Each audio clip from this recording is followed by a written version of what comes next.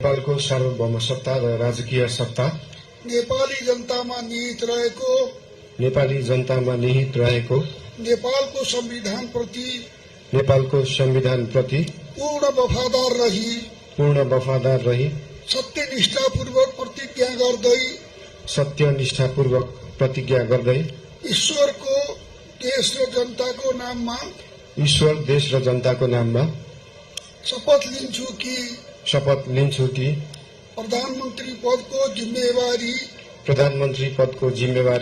प्रचलित कानूनको पालना गरी मुलुक र जनताको भलो चिताई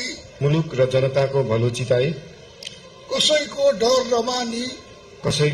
नमानी पक्षपात नगरी पूर्वाग्रह वा खराब भावना नलिई ईमानदारीका साथ गर्नेछु र आफ्नो कर्तव्य पालनको सिलसिलामा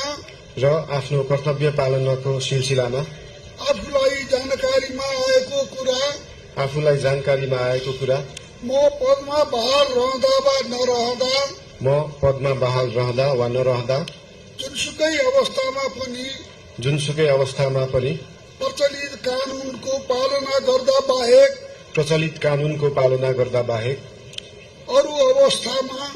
अरू अवस्थामा कुनै किसिमबाट पनि प्रकट वा संकेत गर्ने छैन। धन्यवाद। यसपछि नवनियुक्त सम्माननीय प्रधानमन्त्रीज्यूलाई आफ्नो आसनमा रही शपथ पत्रमा हस्ताक्षर गरिदिनु हुन अनुरोध गर्दछु।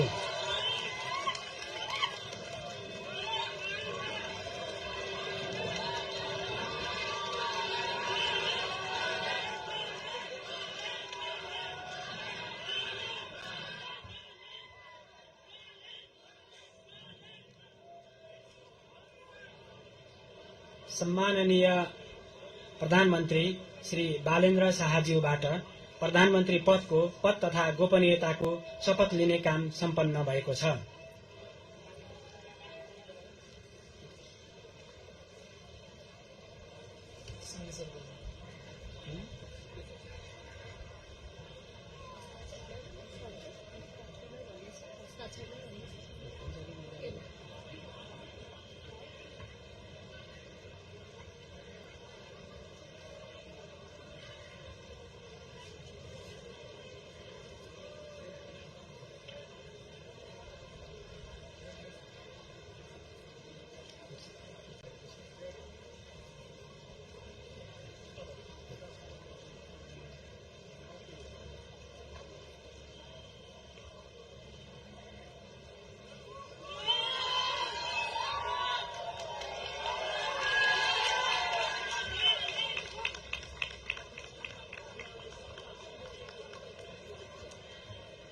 नवनियुक्त सम्माननीय प्रधानमन्त्रीज्यूलाई राष्ट्रपतिको कार्यालयको तर्फबाट हार्दिक बधाई तथा शुभकामना व्यक्त गर्दछौं।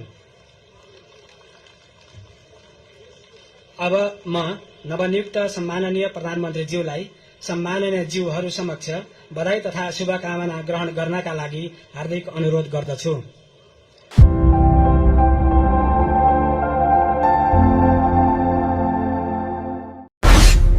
पूरी खबर, पक्की खबर देखते रहिए कोशी आलोक पर।